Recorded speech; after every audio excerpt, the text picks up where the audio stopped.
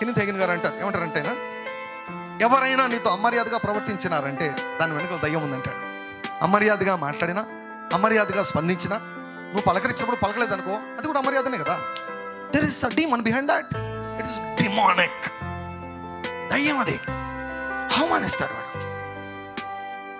కాబట్టి అటువంటి అవమానం ఒకవేళ వచ్చిందా నీకు, నీ గతం అవమానం చేత నింపబడిందా?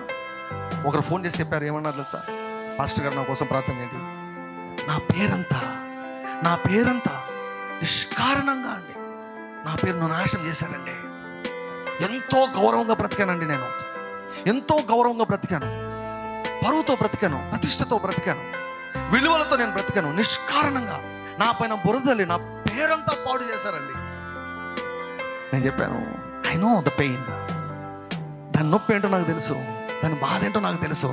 అయితే get ready for elevation, get ready for హెచ్చింపు కొరకు రెడీగా ఉండు అని చెప్పాను నేను. హల్లెలూయా. యజమానుడు వాడుకున్నటకు అర్హమైన పాత్రలుగా నువ్వు మలచబడుతున్నావు. Be ready, be ready, be ready, be ready for elevation, be ready for honour. ఘనత కొరకు సిద్ధంగా ఉండు.